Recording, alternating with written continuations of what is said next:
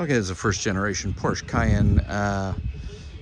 It doesn't matter, it's the 955 body style.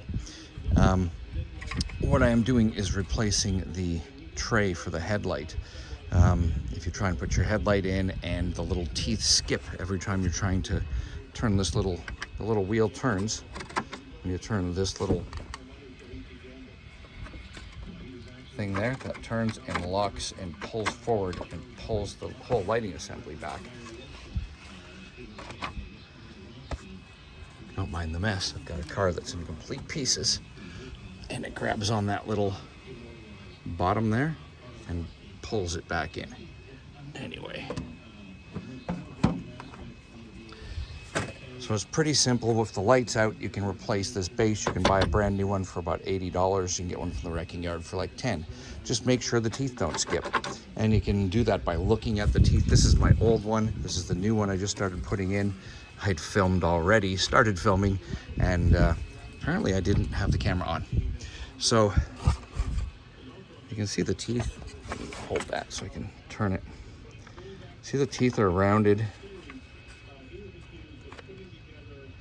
Like you can see them, they're rounded and dented. So when you put pressure on them, they just skip. And the new one doesn't have that. And it's very simple to remove. You don't have to take anything else out except for the headlight.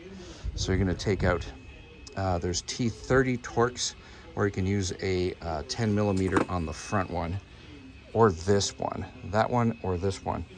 You can use a 10 millimeter on to get them, have it go the right way. To take them out, all 4 bolts are exactly the same. So there's one there, one straight back in here. I'll show it to you on the old one. That's easiest. There, there, there, and there. So this one, this is a little bit of a stretch to get to. You have to have a long T30 Torx. You might be able to get a 10 millimeter wrench in there, but I found the long T30 would be able to go in there easy enough and get past it, because it's kind of, you have to go over this lip here.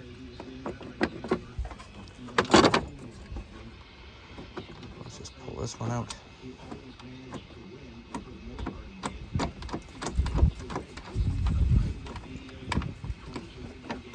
And the last one in the back you kind of have to do for fuel. You see all the bolts are the same, or screws, whatever you want to call them. And the last one is in the back. You see my hand? Back straight down under here.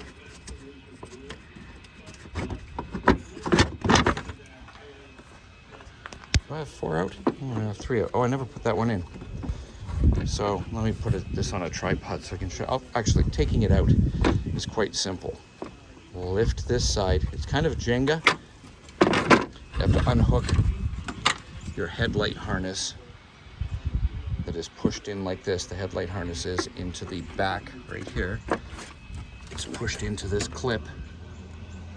Sorry, the camera work is terrible. Everybody's gonna yell at me about this. It's pushed down into this clip. These little fingers here, push in on them and pull up. You can just put a little screwdriver in there. But can you push down? No, no. I don't know if there's a factory way of doing it. I just pull on them and pull it up. Whatever. And then you're gonna lift.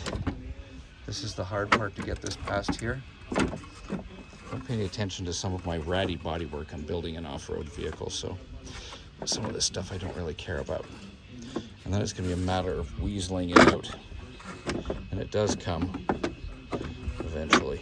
You kind of have to get this side up and tilted, and then pull forward. But it will come out.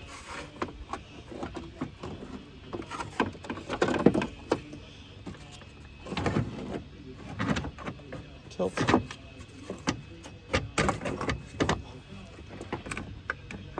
And then out.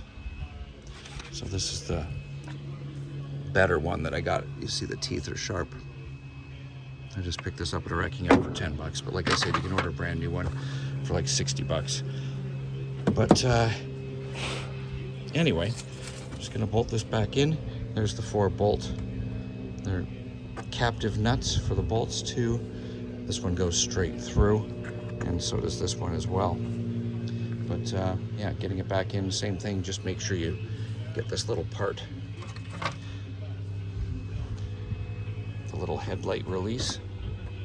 When it goes down under, you have to make sure you get that in kind of first, and then line it up. When it's lined up, it will drop into place. If you're forcing anything, it's not in the right spot, it'll drop right in. Anyway, thanks for watching. Hope this wasn't too shaky.